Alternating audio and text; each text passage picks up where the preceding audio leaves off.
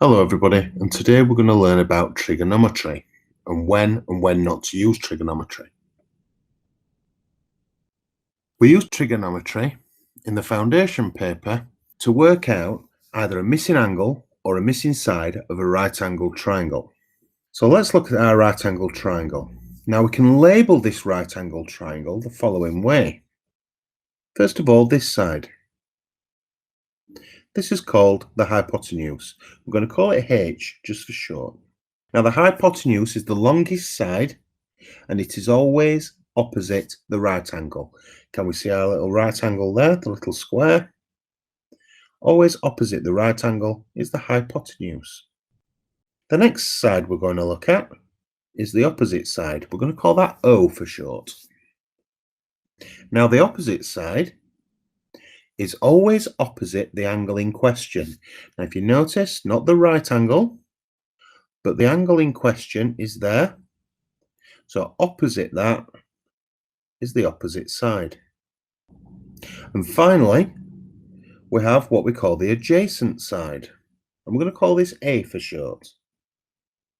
So this is the side that's adjacent or next to the angle in question. So it's touching the angle in question.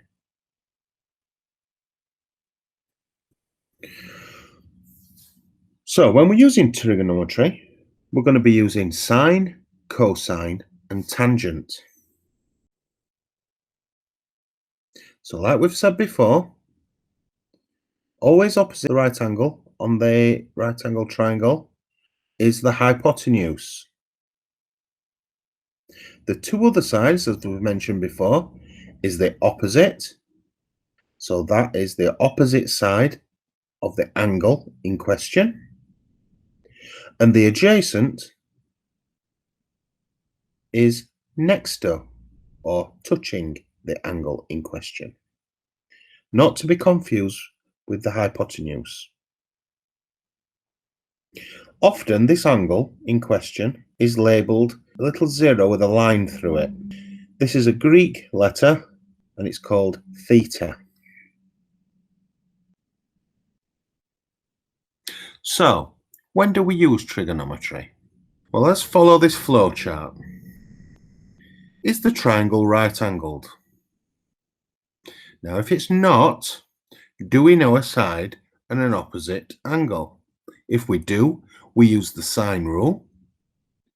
If we don't, we use the cosine rule. Now, we're not going to go through this today because this is mainly for people undertaking the higher paper. We're going to concentrate on this side of the flowchart. So is the triangle right-angled?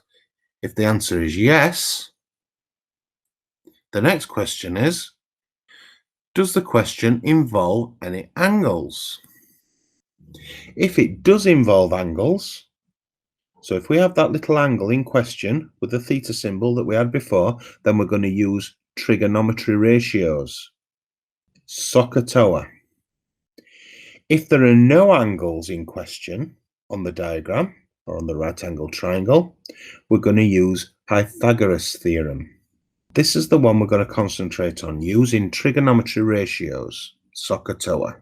So just a little thing to help you remember, your longest side is your hypotenuse or your hippopotamus.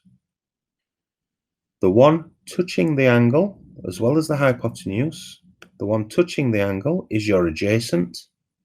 Opposite the angle is the opposite side. So let's have a look at these words. SOHCAHTOA. You may have heard these before, but what do they mean? Well, the first one, so. This stands for sine equals opposite over hypotenuse, or sine equals opposite divided by hypotenuse. Ka means cosine equals adjacent over hypotenuse, or cosine equals adjacent divided by hypotenuse. And finally, TOA. means tangent equals opposite over adjacent, or tangent equals opposite divided by adjacent. So here are some little flashcards of what we've just gone through.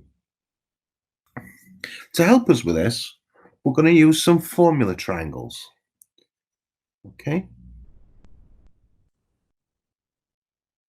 And you can remember sine, cosine, and tangent with these triangles. So here we go. So, car, toa. So sine, opposite over hypotenuse. Car, adjacent over hypotenuse.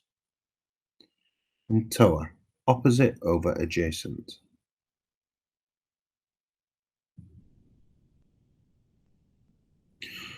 So, the middle letter is the numerator in these examples. For example, opposite goes at the top. Adjacent goes at the top. Opposite goes at the top. Have we used these kind of triangles before? I think we have, haven't we? You may remember something like these if we're working out speed, distance, and time. So let's look at our calculator for a second. Now, this is the calculators that we use in college. These are the Casio scientific calculators. These questions you will always get on a calculator paper, okay, because there are certain buttons we need available to us. And these can be found round about here on these calculators, maybe in a similar position on your calculator, however it may be different, so you really need to get to know your calculator. And can we see? We have the sine button, the cosine button, and the tangent button. We're going to use these buttons to find the length of a side using trigonometry. So, example 1. This is the kind of exam question you'd get. Find the length of the missing side x to 1 decimal place. So this is our side x. Remember, this is the hypotenuse because it's the longest side and it's opposite the right angle. X is the opposite side because it's opposite the angle in question. Where the 8 meters is, this is the adjacent side because it's next door, touching the actual angle in question. We have the angle, which is the sine, the cosine, or the tangent. We have the adjacent, which is 8 meters, and we want to find the opposite, which is x. So we need to identify which formula we need to use. So if we look back to those little triangles, we know it's either going to be sine, cosine, and tangent, so it could be any of those triangles. But we have an adjacent and we want an opposite. So the only thing we can pick is this one, TOA, which is going to be tangent. The first thing we need to do is replace this theta symbol by what the tangent is. Now the tangent is given to us as 40 degrees. Okay, so we're going to replace the tangent with 40 degrees. Now on the college calculators, if you press the tangent button, it will come up with tan open bracket. You will need to then put in 40 and close bracket. Now, the next part is the opposite over adjacent. We don't have the opposite. The opposite is x, but we do have the adjacent. So let's look at our little formula triangle. Here it says, if we want the opposite, we cover that up with our thumb, and that says, take the tangent and multiply it by the adjacent. If I wanted the adjacent, I would cover that up with my thumb, and that would tell me that I need to do my opposite divided by my tangent. I'm wanting the opposite, x. Now I don't know what the opposite is, so I'm going to cover that up with my thumb. And that's telling me that I need to multiply my tangent by my adjacent. So I know my tangent is 40, so like I said before, I put in my calculator, press the tan button. That puts tan, open bracket. I then input 40 and close the bracket. I then multiply that by the adjacent, which in this case is 8 meters. So I multiply by 8. That gives me a really long number on my calculator, which is 6.71279049. Now go up to the question, read the question carefully. Find the length of the missing side x to 1 decimal place. So we look at our 1 decimal place, and that's what we're going to round it to. So I look at the 1 after it. Is that 5 or above, or is it 4 or below? It's 4 or below, isn't it? So we'll leave that as it is. So our answer is x equals 6.7 meters. Let's look at another one, shall we? So again, this time we have the sine, the cosine, or the tangent. It could be any of those. But what else do we do? What else do we have?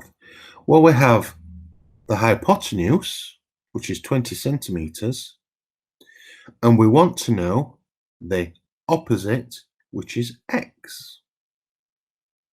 Okay, so I look at my triangles, my formula triangles, and I select one that has the sine, the cosine, or the tangent. I then select one from those that also mentions the hypotenuse and the opposite.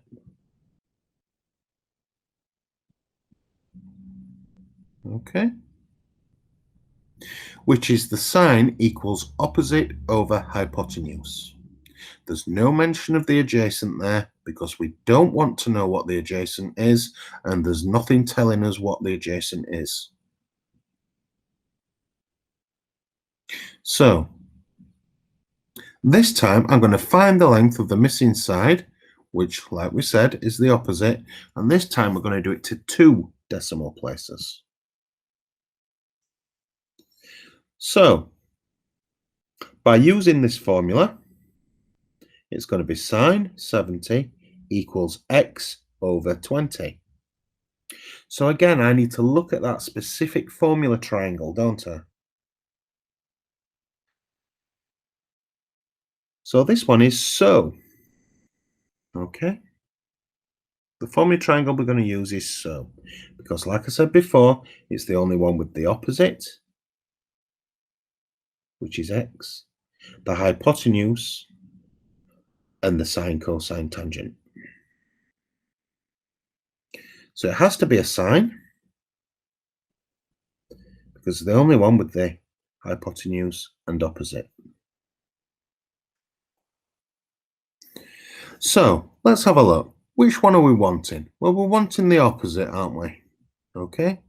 So as before, I'm going to cover up the opposite because I don't know what it is. I want to find out what it is.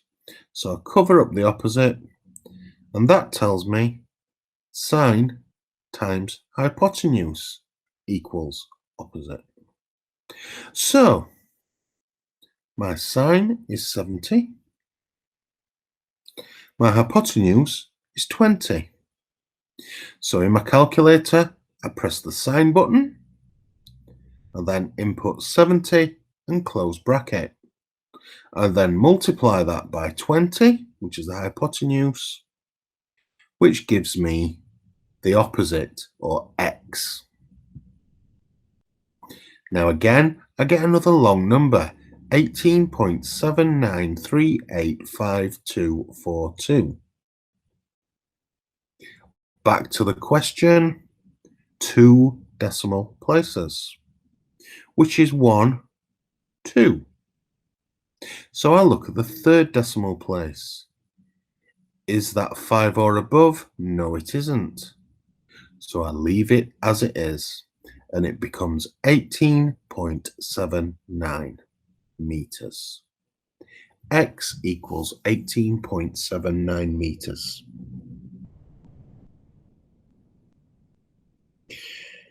Okay, now what we're going to do is we're going to use some different buttons.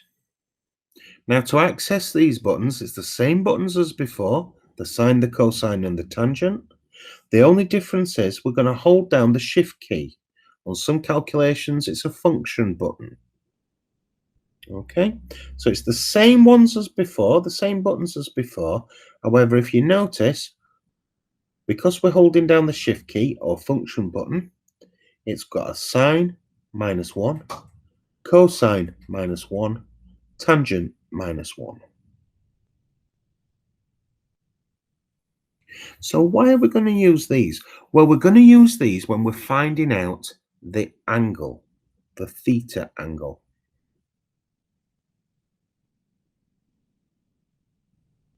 Let's look at this example. Find the size of the missing angle theta to 1 decimal place. So it's saying, what is this angle to 1 decimal place? Now again, we've got opposite the angle is the opposite side. Opposite the right angle and the longest side is the hypotenuse. Okay. So this could be sine, cosine, or tangent. So each one of these triangles is still in the running. Now remember, I'm wanting the opposite and the hypotenuse. So let's take this one first, for example. We've got opposite and adjacent. So we can't use that one.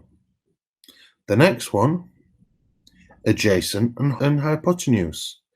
We'd not bothered about the adjacent, so we can't use that one. This one, opposite and hypotenuse. Yeah, this is the one we're going to use. Okay, because it's the hypotenuse and the opposite that we want.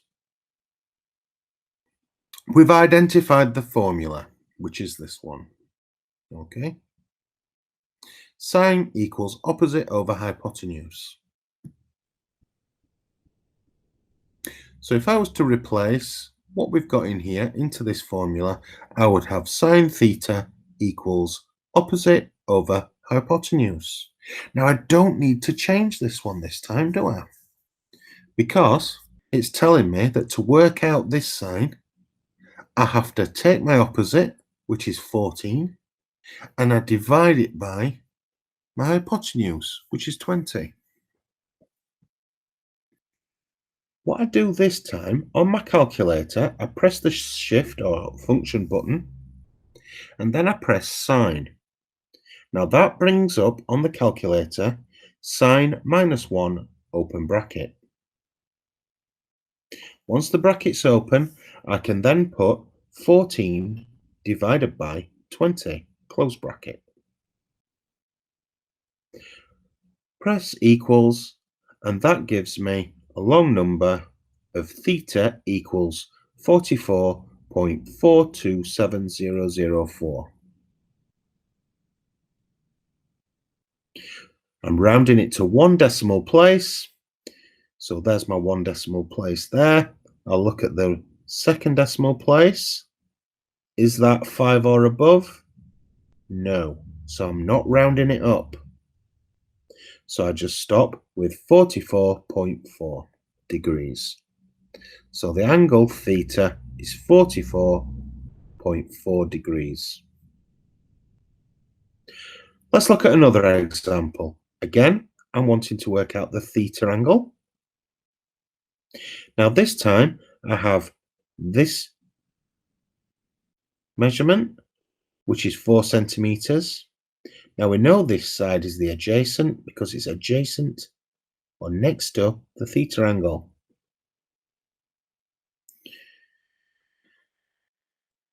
Opposite the theta angle is the opposite side, which is 25 centimeters in length.